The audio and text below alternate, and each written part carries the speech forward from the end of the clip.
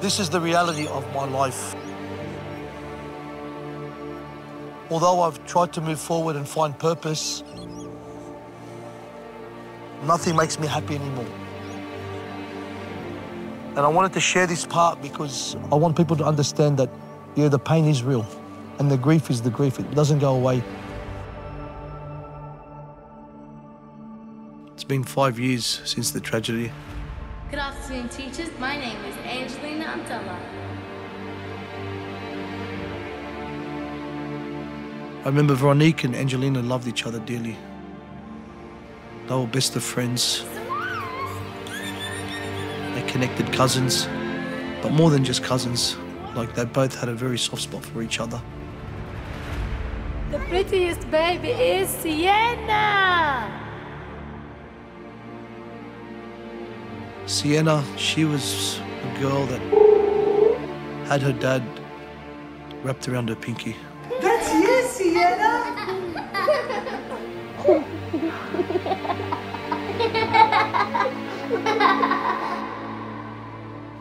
Anthony, my boy, he was my best friend. That kid was my shadow. Everywhere I went, he would follow. We'd always be together.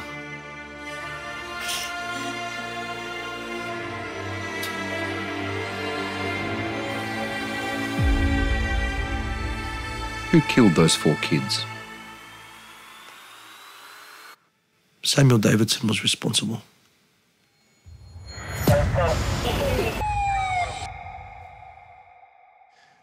Ready? Yep.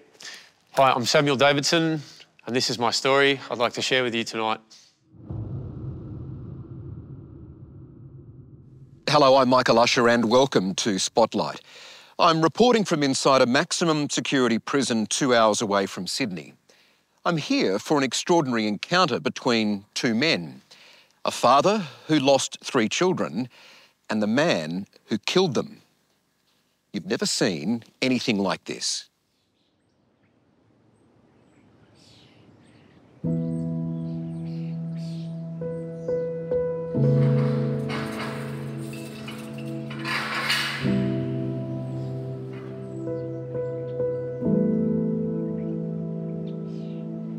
Samuel Davidson knows every inch of this exercise yard. Though it's outdoors, razor wire and watchtowers turn the open air into a cage. Still, working out here offers a daily escape from the confines of his cramped, confronting prison cell. All right, this is your block. So this is B1. This is where I'm housed at the moment. This is home. This is home. What's it like in here? Look, you adapt. You adapt. I mean, I've had a fair bit of time to adapt, so look, it's not. It could be worse, I guess. I don't know. What's your cell number? 428. All right. Right up there. You want to show us up there? Sure. All right. We're up the stairs here, are we? Yep.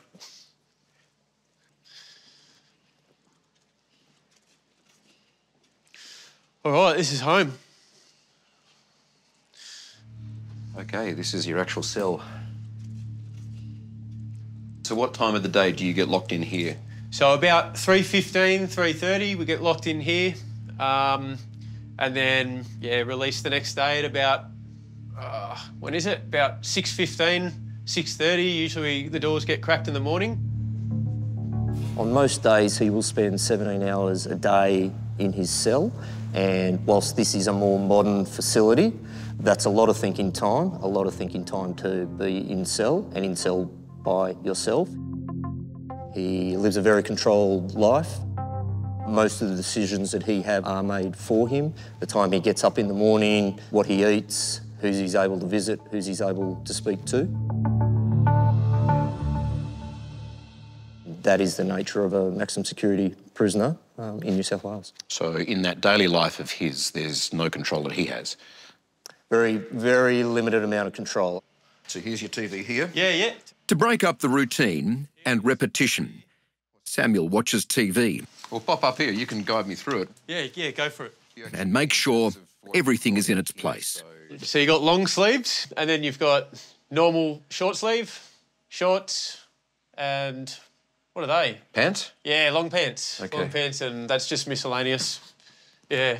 Is that your nature to be that neat and organised, or It does is. it help control things in here? Yeah, it is.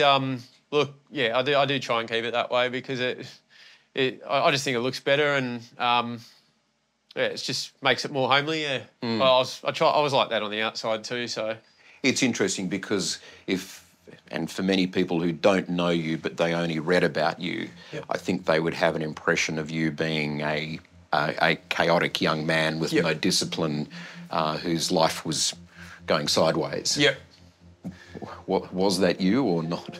it wasn't really, to be honest. That discipline shows even during prison yard work. Under the constant watch of correctional officers, cameras and fellow inmates, it's a privilege Samuel looks forward to. A break from the monotony of a 20-year sentence behind bars. What have you got? So that's your shower. 6 minutes, so you got to be bloody fast. That's all they give you, is it? 6 minutes? So and when that runs out, you got to wait 10 minutes before you can have the next one. So if you don't get yourself organised, you've got to wait there in the cold for 10 minutes. So you want to make it happen. He spent quite a bit of time on a protective custody order, so in those years he was by himself without any association For his protection? with other prisoners, given the nature of his offence and his profile while he was going through the court system. Yeah. So when he arrived in here, he was notorious already. The other inmates knew exactly what he'd done. Absolutely.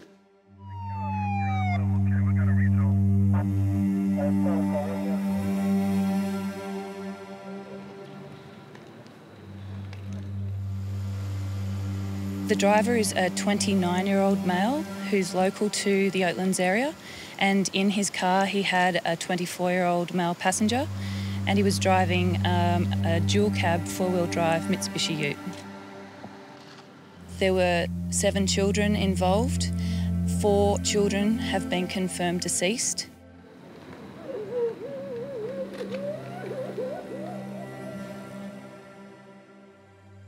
At the time, this was the public image of Samuel Davidson. Mowed down by a drunk and drug-affected driver. Drunk and high driver who killed 4 children. A shirtless, dishevelled mess. A no-hoper who lived for partying. But he had no criminal history. At school and at work as a truck driver, he was seen as someone with real potential. This is in 2006. Samuel has a quiet, unassuming personality and is well-liked by his peers. He also appears to be an honest and reliable person. This is from an old English teacher at Terrigal High. Okay. I found Sam to be a very personable young man, a good listener, honest and a loyal friend. Wow. He also said you're well-liked by your peers and respectful and cooperative with those in authority. Yep. What was high school life like? Look, I was very up and down, eh? Hyperactive ADHD child. Look, at the start of it wasn't so good. Eventually I pulled my socks up, but it was a bit later in the years. More closer to year 9 and 10, started behaving a bit more, being a lot better. But what were your hopes and dreams? I wanted to join the army, funny enough. Samuel's childhood was simple and beautifully ordinary. A young man who loved football and cherished his family.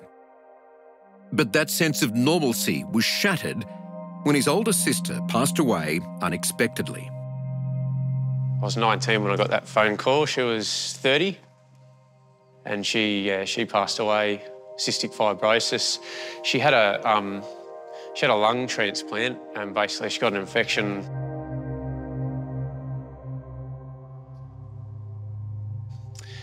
Yeah, it was a hard phone call to get, eh? Yeah, I didn't know what to think. I thought, oh yeah, this didn't even feel real for a few days, to be honest. It was a hard one. So, yeah, I think it got me a lot worse than I thought, to be honest. I just tried to play brave and, you know what I mean, but... You'd seen her just before? I'd seen her like days before, maybe a day or two before. I remember wheeling her around in a wheelchair. She was too weak to walk and all that. And I remember wheeling her around and, yeah, we had a few laughs and a few good last moments, so got to be happy with that, I guess. How close were you to your sister? I was pretty close, yeah. Oh, man, she was the best sister ever, So, went out of her way to do things, even though she had health issues. Like, yeah, so she still went out of her way to do stuff for me, buy me stuff, even though she had, like, barely any money. She was a good saver, though, funny enough. But, yeah, incredible person.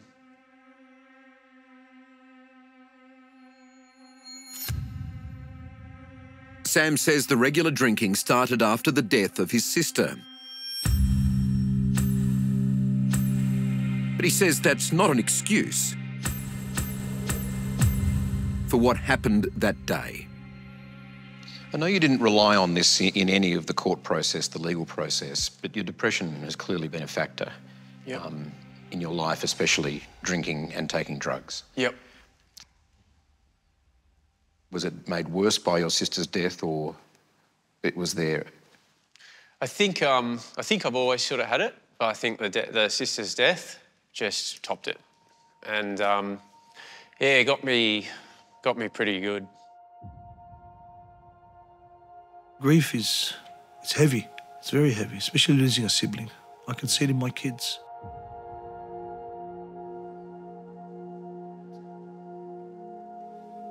Yeah, it's clearly had an impact on his life. Absolutely, yeah. I just hid behind the bottle, the drugs. They weren't a massive thing. I didn't do them very often. Maybe 15, 20 times in my life I've done drugs. Been to maybe 6 raves. That sort of came a bit later. But the drink, that was my biggest problem, binge drinking on the weekend. Yeah, that was... Write yourself off? Yeah, pretty much. Carton of beer, sometimes a carton of beer on a bottle. It was, yeah, quite a lot.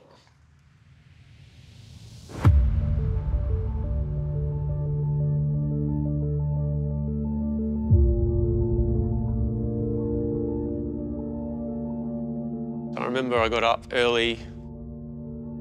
I'd had a big night. I got up early, started drinking, and I can't remember much.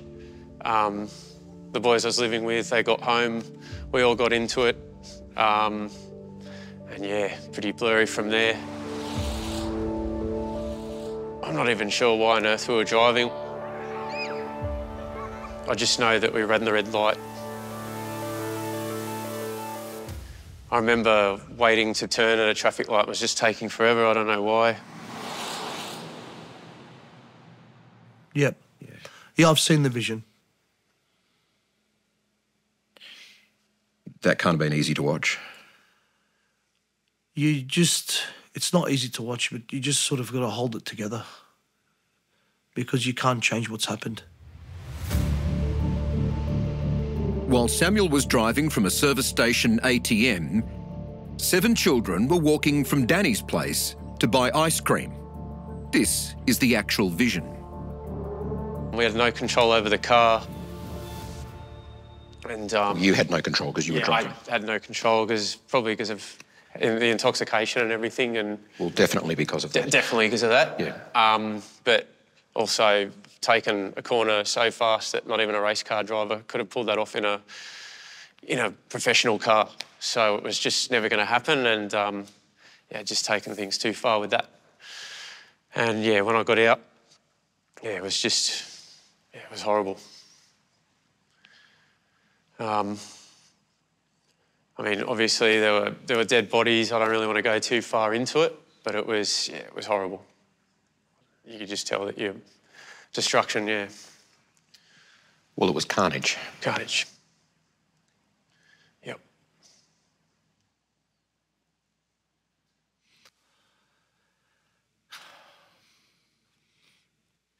You got there pretty quickly. How comfortable are you describing what you encountered when you first got there? Look, I think it's not the right thing to do is to describe how the kids ended up. It was something that you don't want to even think about. Yeah, it was like a war scene. It was something you wouldn't expect to see in Australia. the worst thing you wouldn't wish it upon anyone. It's just the worst thing that you could possibly imagine.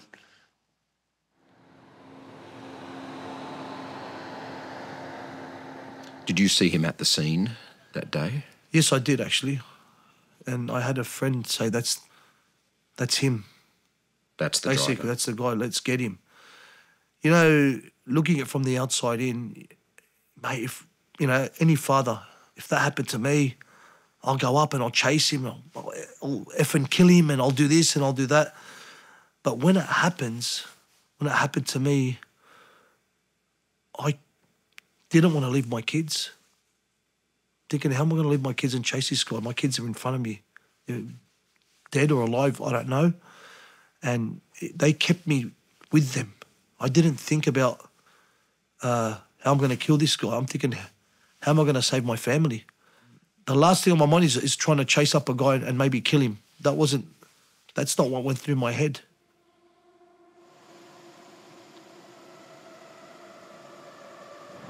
He was brought back to Castle Police Station where he was subjected to a breath analysis, which gave a reading of 0.150.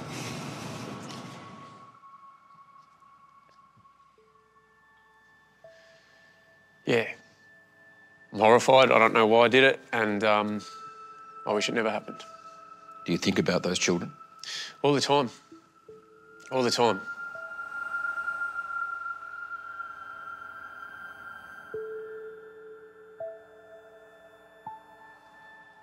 Yeah, little bits have come back to me slowly over the years. Well, that's trauma. Yeah. Do you want a drink of water? Please. Yes. Can I get one of the bottles of water?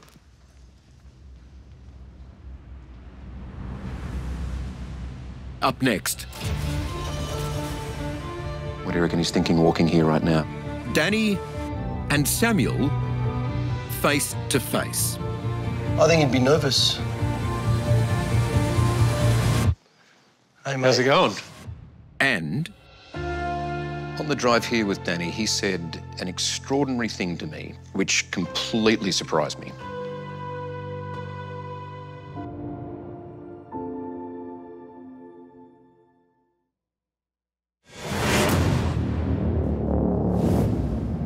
Okay, so that's getting port tomorrow, yeah. And we got how many weeks? About 3-4 weeks till we top out on the roof. It's early on a Tuesday morning. Danny Abdullah is high up on a building site directing his team. Hey, can we get up there? The routine of work offers some distraction, but his children are never far from his thoughts. My kids are my hobby. Anytime I'm not at work, I'm with them.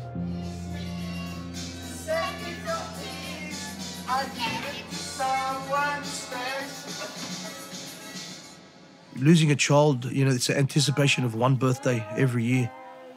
I've got the anticipation of 3 birthdays. So I know when it comes how I'm going to feel and what I've got to do. And again, it's in your heart. What would have, what could have, what should have. You could get probably obsessed with trying to understand what went on that day. So, some parents might. Yeah, the temptation's there, but I don't want that to be me, my identity, where I live just in that place and think about it and rewrite the story in my head and try and work out what I can do. It'll just eat me alive, Michael. There were 7 children involved. 4 children have been confirmed deceased. All of the events leading up to that catastrophic moment were an absolute disaster from you. 100%.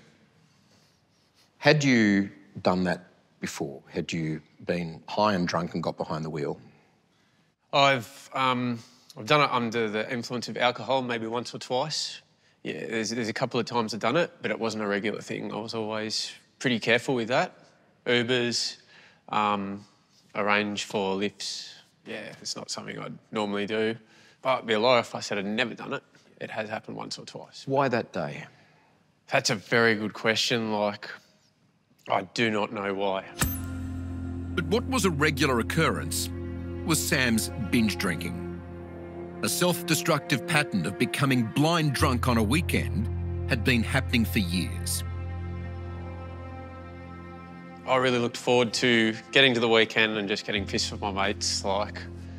It's a shame that I had to enjoy life under the influence of alcohol or anything like that to enjoy it. Because I can tell you my thoughts about that are completely different now.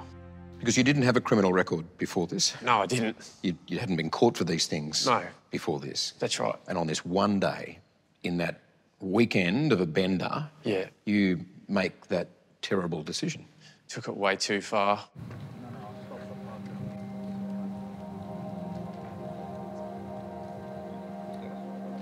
Right now, I can't hate him. And I don't want to see him. I don't hate him. I think in my heart I forgive him. It was a moment that took most of us by surprise. Just days after her 3 children and Veronique had been killed by Samuel Davidson, Layla Abdullah, Danny's wife, forgave him. If Jesus can forgive, we have to forgive. When I was locked up, an officer came and let me know. He said, "Did you know that the mother has said on national TV she forgives you?" And I said, "What? Say that again?" That must have floored you when you learned that the family had forgiven you on national TV. Yeah, it touched me quite. I cried. It got me.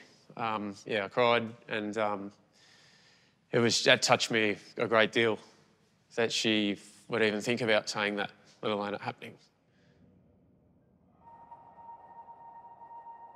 When Layla made that public statement of forgiveness, did you consider that Samuel might be watching it, that he would hear that message of forgiveness? No, not one bit. I didn't think of Samuel. I didn't even think about the impact it would have had at the time. I just was so laser focused on my wife and my kids, and that's all I worried about. Have you 100% forgiven Samuel for killing the children? 100% I have. Completely? Completely. There's not 1% of anger? There's probably disappointment, but I can't sit in that past place and dwell. I've accepted what's happened. Were you angry? Of course I was angry. Yeah. Vengeful? I was initially, but when I saw my other kids, how broken they were, when I saw my wife being broken as well, that, for me, sort of fizzled away. I don't want to go from bad to worse. It's like I've dug myself, I'm in a hole, and I don't want to go deeper. I'm just going to stop right there. When something like what has happened to me has happened, usually people are out for revenge for that, which you can understand and you can appreciate that because it's such a horrible, tragic event. But regardless, someone's responsible and that person's me. You'd think that you're getting out, you're gone. That's it. That's not the case for me. He's given me forgiveness. He's welcomed me into his family. He's gone beyond. Where would you be without Danny's forgiveness, do you think? It'd be a dark place. It'd be a very dark place. Because he has forgiven me, it's like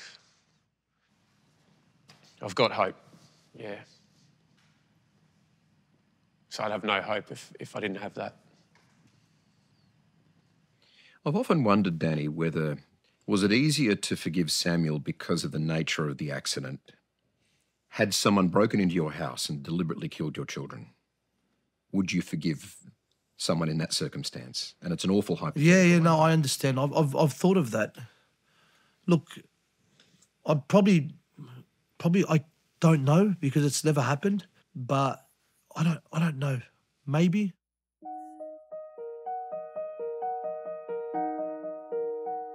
Forgiveness is rarely simple. It's often layered, messy, and tangled with unresolved emotion. It's something Sam's parents have also had to grapple with. So this is from your mum and dad in this Bible. Yep. So, dear Samuel, our beautiful boy, who continues to inspire us with hope and faith and courage, you are the light of our life and we love you eternally. May this Holy Bible help guide you through your life's journey. All our love, Mum and Dad. Isn't that beautiful? Yeah, they're the most lovely people ever, straight out. So, yeah. That's incredibly special. Oh, very special. Yeah, inflicted a lot of pain on them, and for that I'm sorry. And yeah, wow. So I've put them through a very hard test.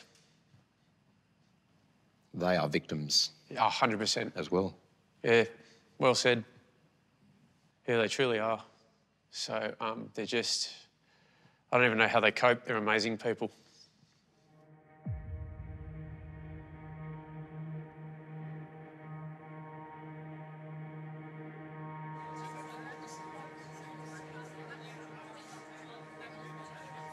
They're in a bad place too. They're not, like, what they've been through isn't easy.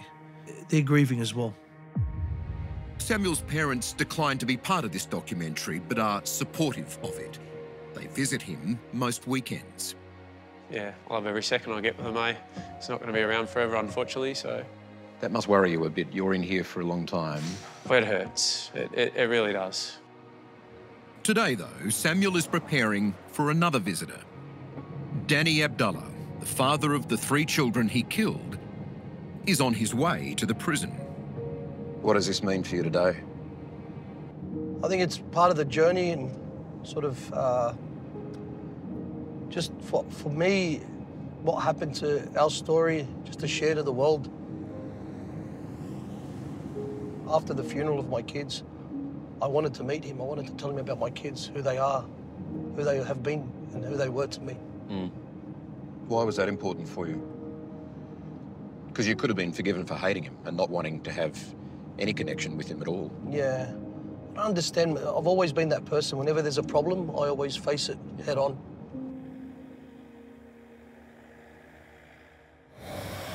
Up next. What do you reckon he's thinking walking here right now?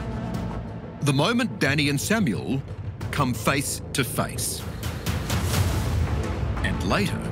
Do you think he deserves to be in jail for as long as he is? That's a good question.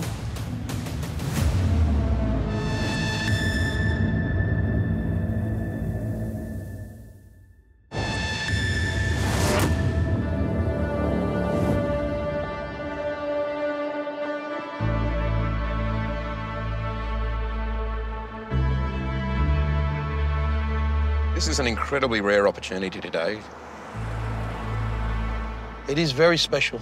I don't know if it's ever been done before.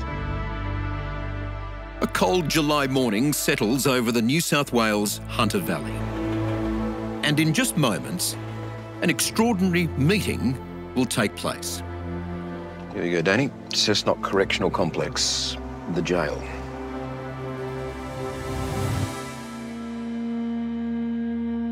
Five years ago, Samuel Davidson, intoxicated and under the influence, crashed his car into 7 children. Anthony, Angelina, Sienna, and their cousin, Veronique, lost their lives. Today, the father of 3 of those children will come face to face with the man responsible. It's made possible by a program called Restorative Justice, run by Corrective Services New South Wales. What do you reckon he's thinking walking here right now? Because he'd be leaving his cell. I think he'd be nervous. Usually, people are out for revenge, so it's a second chance.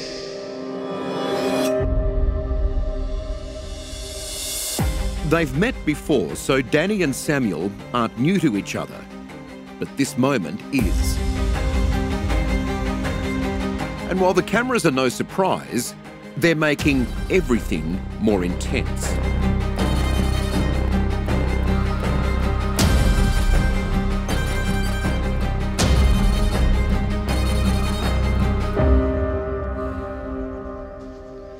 Hey, mate. How's it going? Good, how are you? Good, brother. What's happening? Good to see you. You well? Yeah, I'm well. Yeah, no, you're looking good. Thank you, so are you. Yeah. Thank you for agreeing to this, because I know it's not easy and it's a pretty big deal to do. Takes a bit of courage. Yep. He's impacted my life just as much as my parents have, just as much as my siblings, and just as much as my children and my wife. He's in that same circle. And what do I do with that? I'll grab some chairs and why don't we head out there? Yeah, no worries. I didn't want to turn it into bitterness and anger and pride, but I actually wanted to do the opposite. So if you pushed him out of that circle? He's in that circle. I can't push him out. When you first heard that Danny might wanted to have met you or caught up in here, yep, what was your reaction? I was blown away.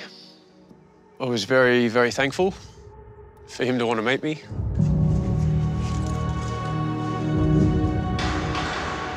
How long you got now to go in your sentence? I got 10 left. Restorative justice provides the opportunities for victims to ask many of the questions that they would never have been able to ask an offender before around the crime.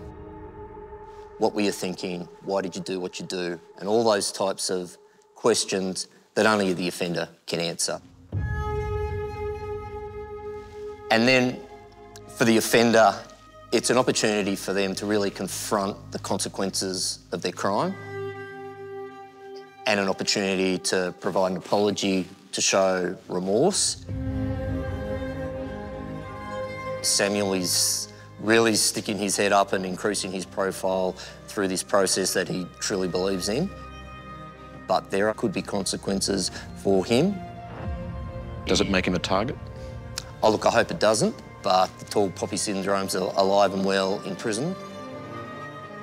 Before a meeting like this can happen, both the victim and the offender undergo extensive psychological assessment to ensure it brings healing, not harm.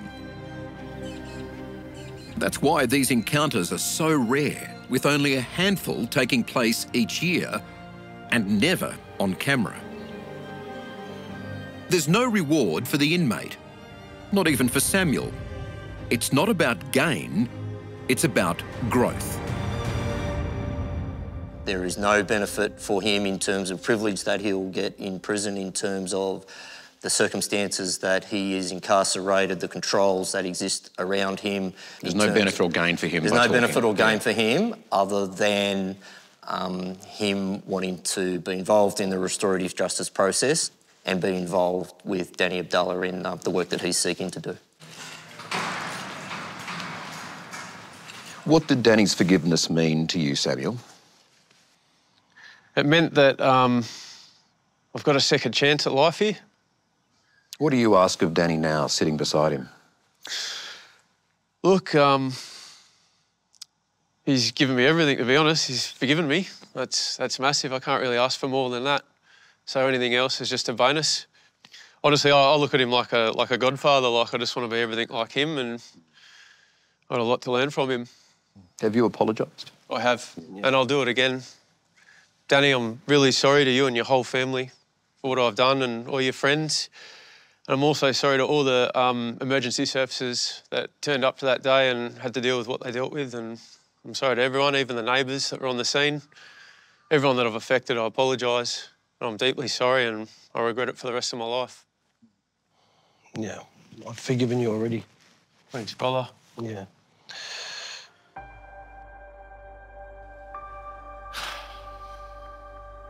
The first meeting you had with Samuel in the maximum security prison was a private one. Yeah. What was that like? Oh, that was nerve-wracking. It was harder than I thought. It's not an easy journey to make, to meet the man who killed your children. Yep.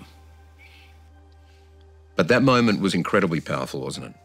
Yeah, it was a moment where I saw a person that's probably living with the pain of killing 4 children and giving 1 child brain damage. You know, putting my parent hat aside, I could see that he's living in a place of guilt. And you know, I always say, if I had to give him a gun and say, you either shoot those kids or shoot yourself, he'd probably say, I'll shoot myself instead. So what do I do with that? Do I just keep hurting him? It's not going to make anything. Do I keep hating him? What's it going to do? It's not going to do anything.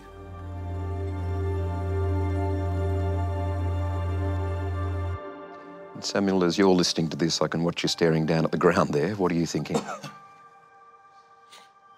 Look, I'm lost for words, to be honest. It's just... I hate that it happened and I hate that I'm responsible for it. And, yeah, look, words can't describe how sorry I am for that day, and yeah, I just want to do everything right.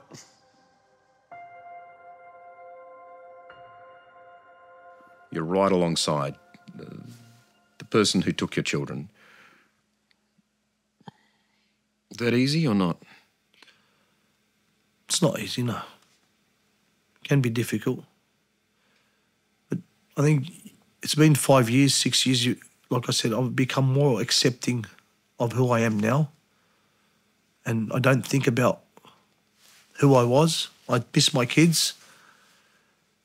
And I don't want to stay there in the whys and the what ifs. I know it's not good for me or for my family. My kids speak to him. Do they really? Yeah. Yeah. And they call him Hi Sam. They know every night they get on their knees before they go to bed and offer up a prayer for him, you know, and our faith has now become one. So your surviving children pray for Samuel? Yeah. That is extraordinary, Samuel. It's incredible. Yeah. There you go. You've got some friends up there too. They're listening in. 4 birds. Yep. 4 kids. Beautiful. That's what Layla would say. Oh, really? Yeah. Your wife would see this as a moment. The 4 kids, the 4... 100%. Isn't that something? Yeah, she always notices things, I thought. 4 birds in song right now, and we're talking about 4 kids who were lost. Yeah. It's beautiful.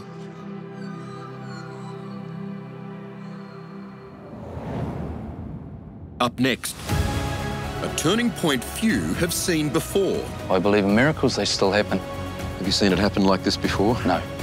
It's very real. Nothing short of a miracle. And the moment I didn't see coming. Dan said an extraordinary thing to me, which completely surprised me.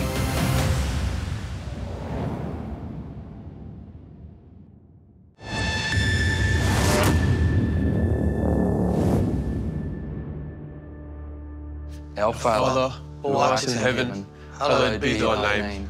Thy kingdom come, thy will be done on earth as it is in heaven. Religion has become a cornerstone of Samuel's life. Trespasses, as we forgive those who trespass against us. He says it's guided him through the trauma and unanswered questions of that day. I think the thing that really touched me was when I first met Sam. Sam was he was broken. He was reserved. He'd come to chapel and I'd slowly see him get fed. But there was a lot going on and he was working through a lot. There could be some haters who might cynically say you've embraced God for your own salvation, that you've got no option. Yep. You're in here, no choices, why not?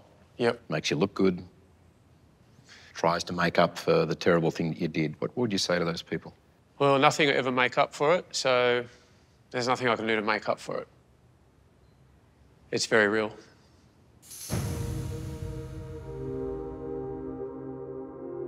I can see it by the attitude. I've known Sam long enough and it's phenomenal. Have you seen it happen like this before? No, no.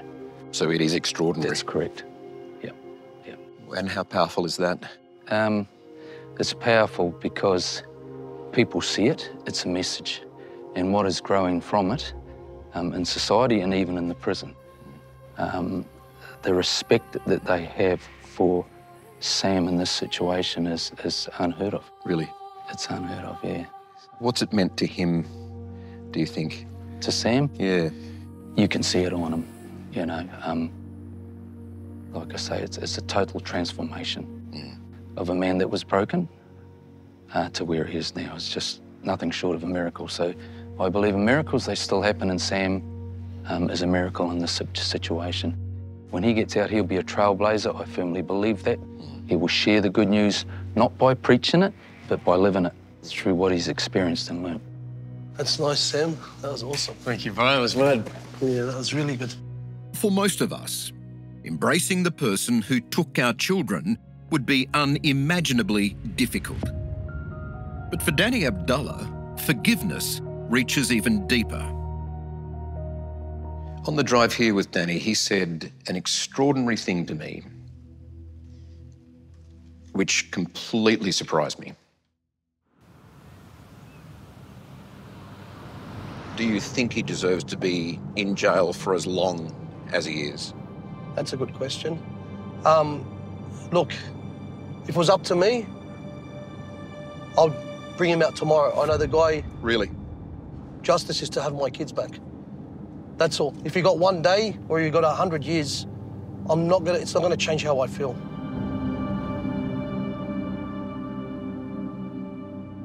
He said that if he had his way, he'd have you out of here in a flash. Yeah, that's really going the extra mile. Hey, he's one in a million. Just an absolutely amazing man. And hard question, but do you think you deserve that? I don't. I don't think I deserve that. Yeah, it was an accident and I didn't mean it, but I'm at fault and I've done that. So I don't believe I deserve any... Him even talking to me was a blessing. I was just happy with that. So, yeah, he keeps amazing me, eh? He's just an incredible person and I just want to be everything like him. I've learnt through this, and I don't know if I'm saying it right or wrong, I've learnt justice isn't really for the victims, from what I've experienced. I think justice is served for the community. And I've shared that where justice, all right, he's in jail for me, yep, that's good. You know, if he's hurt my family and he deserves it. But that's no punishment for you. I'm not gonna feel any better or worse. It doesn't change. Doesn't change how I feel. I'm still grieving. But for the community, yes. People see he got a harsh sentence for what he did. I've got to think twice about what I'm doing in future. Is there a point in keeping him for another 10 years? Look, he committed a terrible crime. You know, there are 4 lives that were taken by his actions, so the court's punished him. He deserves to serve his sentence and serve his punishment, and he will have a life beyond corrections. He still has a long time to go, so he's not there yet. He's got another 10 years to continue to follow the path that he's on and continue to behave well in custody and ultimately continue into the community and become a better member of society. Law and society says that you must be punished. Yeah. For killing those 4 children. Yep. And that you have to be in here for a certain time. Yeah. A long time. Yep. Do you accept that? I do accept that, because that's the card that's been dealt with me. So I'm liable, I'm at fault, and yeah, I've got to own the punishment. Did you accept that from the beginning? I knew I was going to be doing it a while. I didn't know how long, but the number kept changing and I didn't know how long I was going to do for this. I just knew it was going to be a while. So yeah, I suppose it did take a long time to accept, but being at fault, I did accept straight away, definitely. Up next, what relationship are you going to have with Samuel now? Samuel's message to Australia. All right, so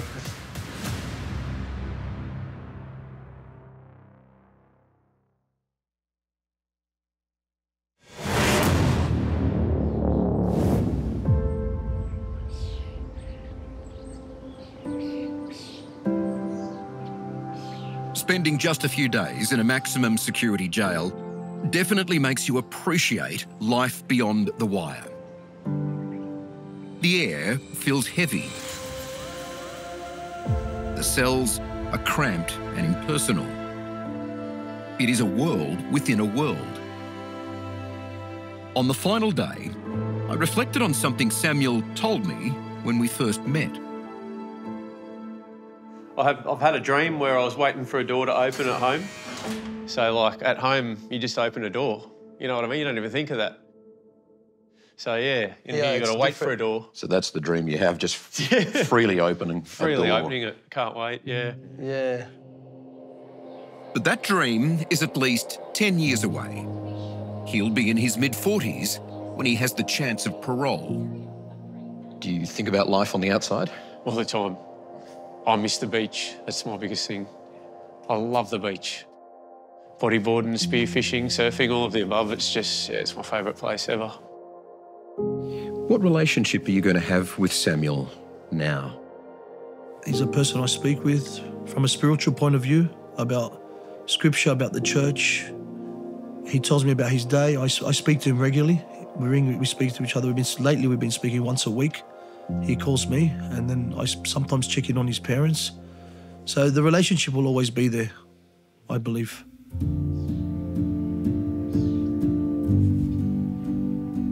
In an instant, Danny and Samuel's lives changed forever. But now, bound by tragedy, they've found strength in faith and a shared hope that others can grow from their pain. All right, so if there's anything I can say to anyone, it is, yeah, obey the speed limit, obey all the traffic laws. Please do not drink and drive or under the influence of anything before you drive. Do not do it. And yeah, don't drink or take drugs or anything to hide your depression or any anxieties. Just go see a professional if you have to. And some of you might think I'm crazy, but go to church, give it a go, try it. You never know. So yeah, that's my biggest message. Do you have a message for those young men as well? Don't get reckless. Be a person of good habits, sober habits, and don't get too chronically drunk and take drugs. There's no happy ending on that. There's no positive at the end of it. If I could write a story, it would be the greatest story ever told. I'd write it about my daddy, for he had a heart of gold. There's no deeper sorrow than the loss of 4 children. But from that heartbreak, the Abdullah family has offered something extraordinary. A message of forgiveness. Our Father who art in heaven. And the beginnings of an unexpected friendship through a unique prison program. Give us this day our daily bread and forgive us our trespasses. Together, Danny and Samuel's journey may not only inspire others, but help save lives. That's a very big thing that you and your family have done as well. As we forgive those who trespass against us. You may well have saved Samuel too. Yeah, I didn't look at it that way. Never thought of it when he said that to me. Then I realised. And always, always, always we remember the kids. Never forget them. I've been thinking about them all day and every day. I'm gonna suck it. Oh, You sense and feel them a lot, don't you? Yeah, absolutely. What's the time? Say, what's the time? They don't go away, they just sort of stick around. I love you.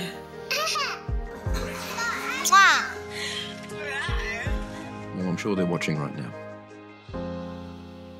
100% they are. I think they're more alive today than they've ever been.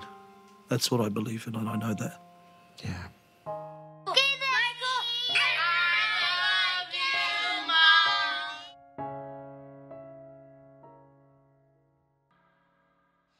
Our thanks to Danny Samuel and Corrective Services New South Wales. And thank you for watching. For more details on this story, you can follow our socials. The handles are right there on the screen. For now, I'm Michael Usher. Thanks for your company. Good night.